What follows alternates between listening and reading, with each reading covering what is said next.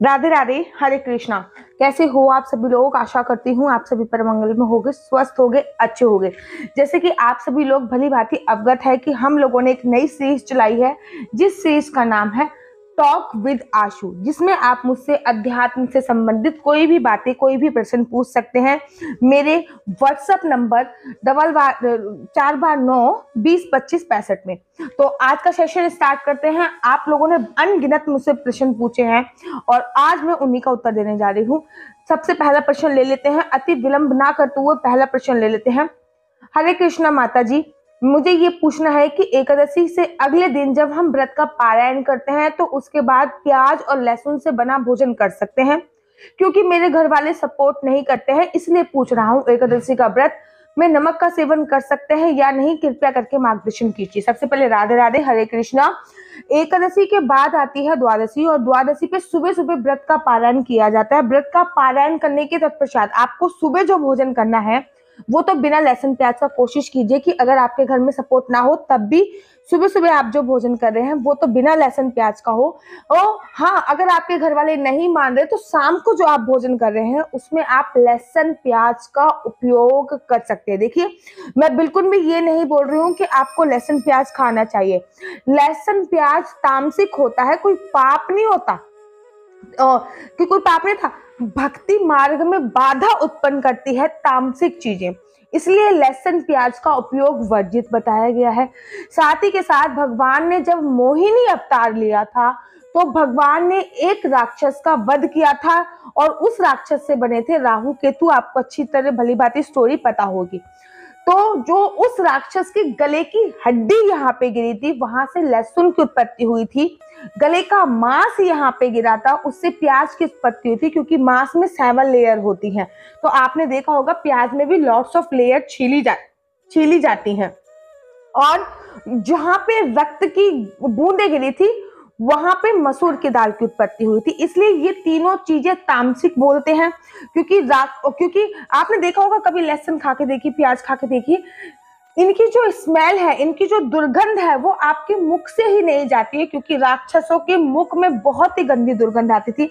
लेकिन इसमें अमृतीय गुण इसलिए मौजूद है क्योंकि उन्होंने अमृत का पान कर लिया था, इसलिए इन चीजों को आयुर्वेद में अमृत की तुलना दी जाती है। आप इन चीजों का सेवन करके कोई पाप नहीं कर रहे हो। दोबारा से बोलना चाहूंगी, कोई पाप नहीं है इन चीजों का सेवन। हाँ, अगर आप भक्ति मार्ग में माँ मीरा की तरह जाना चाहते हो, आप भक्ति मार्ग में सुदामा की तरह जाना चाहते हो, तो आपको इन चीजों को, भक्ति मार्ग में ये चीजें बाधा उत्पन्न करती हैं, क्योंकि ये तामसिक चीजें हैं और तामसिक चीजें खाने से हमारी काम वासना और ऐसी क्रोध वासना, हिंसा प्रवृत्ति हो जाती है, ऐसी अनेक चीजों की प्रवृत्ति हो जाती है। और इनका जो दूसरा क्वेश्चन था वो ये था कि नमक का उपयोग कर सकते हैं, तो सेंधा नमक का आप उपयोग कर सकते हैं, क्योंकि बहुत सारे लोग ऐसे भी होते हैं जो व्रत तो रखते हैं लेकिन उनका बीपी लो रहता है, तो आप सेंधा नमक का उपयोग कर सकते हैं। वो बोलते हैं ना, नथिंग टू समथिंग, कुछ नहीं कर रहे तो कम से कम कुछ तो आपको करना ही करना चाहिए। चलिए, विलंब ना करते हुए दूसरा क्वेश्चन ले ले। नेक्स्ट क्वेश्चन है कि राधे राधे दीदी, मेरा आपसे यह क्वेश्चन है कि मेरे लड्डू गोपाल 2 नंबर के हैं और मेरी राधा रानी 3 नंबर की है। क्या उनका विवाह कराना होता है या हम उन्हें ऐसे भी रख सकते हैं? पहली बात, राधा रानी के जो विवाह का वर्णन है भगवान श्री कृष्ण जी से, वो ब्रह्म वैवर्त पुराण में आता है।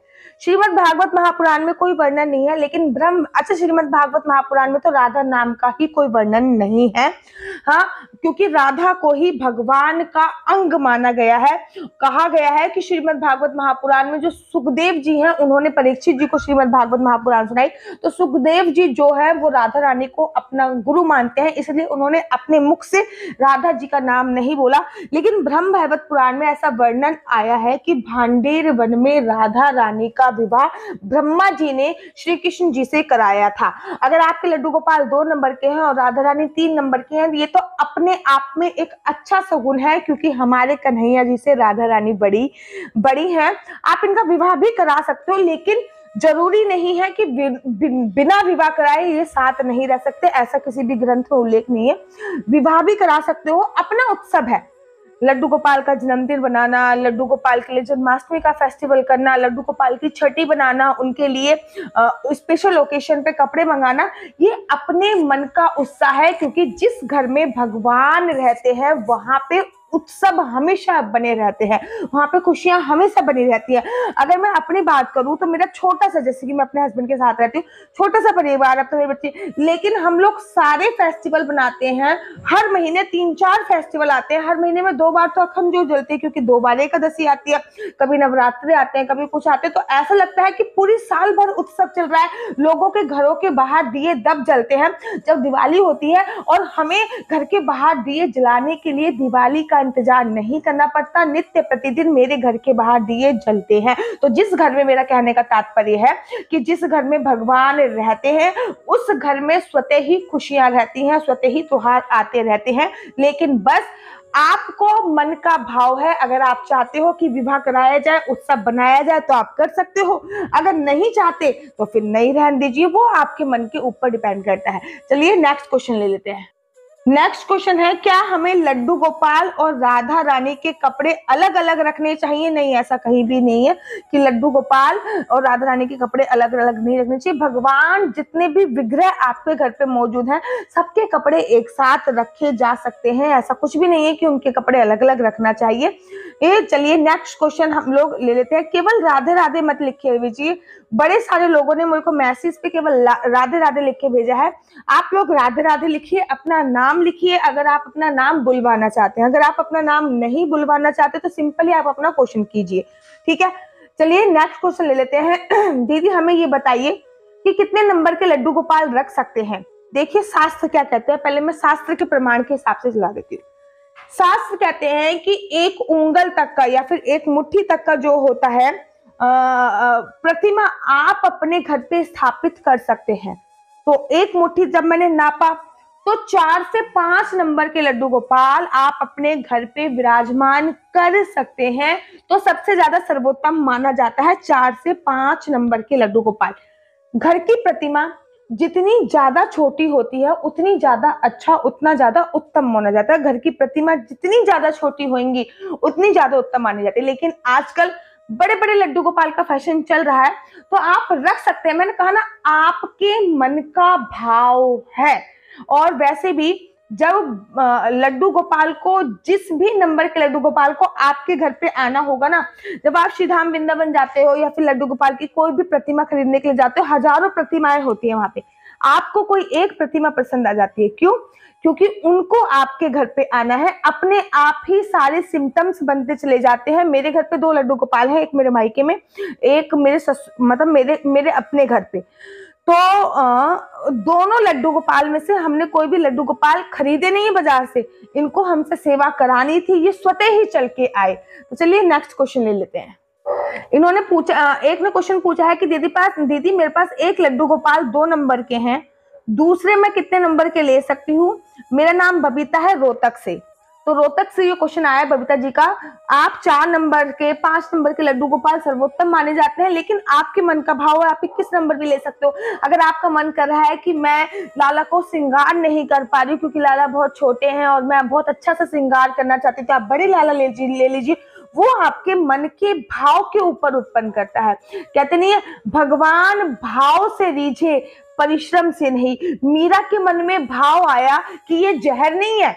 जब राणा ने उनको जहर का प्याला भेजा तो मीरा के मन में भाव आया, ये जहर नहीं है महाराज, ये अमृत है। उनके गले में तुलसी माला थी, तुलसी माला को स्पर्श करके मीरा बाई ने वो जो जहर का प्याला था वो पी गया, और वो जहर का प्याला अमृत का काम कर गया। क्योंकि मैंने कहा ना, भगवान भाव से लीजिए। अगर आपके मन में ये भाव आ रहा है कि आप 21 नंबर के लेना चाहते हो तो आप 21 नंबर के भी ले सकते हो, या फिर आप 20 नंबर के, 18 नंबर, सबसे सर्वोत्तम शास्त्र अनुसार 4 से 5 नंबर के। नेक्स्ट क्वेश्चन आया है, राधे राधे दीदी, मुझे भागवत जी की बुक लेनी है, प्लीज टेल मी कौन सी वाली लूं? अब मुझे सबसे पहले आप ये बताइए कि आपको भागवत गीता लेनी है या फिर भागवत पुराण लेनी है। 2 चीजें हैं, एक होती है भागवत गीता, जो गीता भी बोला जाता है, एक होती है भगवत पुराण। तो सबसे पहले आप मुझे ये बताइए कि आपको कौन सी वाली लेनी है, गीता लेनी है या पुराण लेनी है, तो मैं इसका आंसर दूंगी। दूसरा क्वेश्चन इनका ये है, दीदी अनमैरिड गर्ल्स एकादशी का फास्ट रख सकती हैं क्या, प्लीज टेल मी। हम कौन सी एकादशी से व्रत का प्रारंभ कर सकते हैं। इन्होंने अपना नाम नहीं बोला है। तो सबसे पहले, एकादशी का व्रत के लिए शादीशुदा होना कोई जरूरी नहीं है। एकादशी का व्रत 8 साल की कन्या से लेकर 80 साल तक के बुजुर्ग भी रख सकते हैं। स्त्री हो, पुरुष हो या फिर किन्नर समाज के लोग भी एकादशी का व्रत रखते हैं श्रीधाम वृंदावन में। एकादशी का व्रत को व्रतों का राजा बोला जाता है। आपको मैरिड अनमैरिड नहीं देखना है, लिंग भेद नहीं करना है, केवल भगवान विष्णु से संबंधित जो व्रत है वो एकादशी का व्रत है। आपको भगवान का नाम लेना है और एकादशी का व्रत प्रारंभ। दूसरा क्वेश्चन ये पूछा है कि हम कौन सी एकादशी से व्रत का प्रारंभ कर सकते हैं। आप अभी आने वाली है निर्जला एकादशी, जो कि श्रेष्ठ एकादशी में, देखिए वैसे तो सभी एकादशी श्रेष्ठ है, लेकिन 3 एकादशी ऐसी हैं जो श्रेष्ठों में भी श्रेष्ठ एकादशी है। जैसे कि निर्जला एकादशी हो गई, जैसे कि उत्पन्ना एकादशी हो गई, जैसे कि देवउठनी एकादशी हो गई। ये तीनों एकादशी, वैसे तो सारी एकादशी 26 की 26 एकादशी श्रेष्ठ है। आपको 26 जब अधिक मास होता है तो 26 होती है, वैसे 24 होती है, ठीक है। जब अधिक मास होता है सभी श्रेष्ठ हैं, लेकिन जो ये 3 एकादशी है वो सर्वश्रेष्ठ एकादशी बोला जाता है। इन तीनों एकादशी से आप व्रत का प्रारंभ कर सकते हैं। तो चलिए नेक्स्ट क्वेश्चन आप लोगों का ले लेते हैं। नेक्स्ट रूबी पाल मेरठ से हैं और इन्होंने प्रश्न पूछा है कि इनका 2 साल का बच्चा है। जब वो माला जाप करती है, मंत्र जाप करती हैं, तो इनका जो बच्चा है वो स्तनपान कर रहा होता है, और कभी कभी जब वो आसन पर बैठ के माला जाप कर रही होती है तब भी उनका बच्चा आ जाता है। देखिए 8 साल तक के बच्चे को शास्त्रों में भगवान का स्वरूप माना जाता है। जब कन्या पूजन होता है तो 8 साल तक की कन्याओं को बुलाया जाता है, ठीक है। ठीक इसी प्रकार से जब लांगुर पूजन होता है तो 8 साल तक के लंगूर को अर्थात लड़कों को बुलाया जाता है। 8 साल तक का जो भी बच्चा है वो भगवान के स्वरूप है। और सबसे बड़ा कार्य तो आप करा रही हो अपना स्तनपान, एक जीव को पालना, अर्थात पहले आपने संतान उत्पन्न करी, उसके बाद अब आप उस संतान का लालन पालन कर रहे हो। ऐसी अवस्था में भी अगर आप भगवान का नाम जाप कर रहे हो तो सबसे ज्यादा सर्वोत्तम है। एक बात मैं आपको बताऊं, कहते हैं कि जब हम खाना खाते हैं तो जिस भाव से खाना खाते हैं या फिर जिस भाव से खाना बनाते हैं वो भाव हमारे खाने में गिर जाते हैं और वो हमारे शरीर पे नेगेटिव और पॉजिटिव प्रभाव डालते हैं। फॉर एग्जाम्पल, अगर आप गुरुद्वारे में आपने खाना खाया होगा तो गुरुद्वारे में सब्जी कटती है वाहे गुरु वाहे गुरु वाहे गुरु वाहे गुरु, रोटी मिलती है वाहे गुरु वाहे गुरु वाहे गुरु वाहे।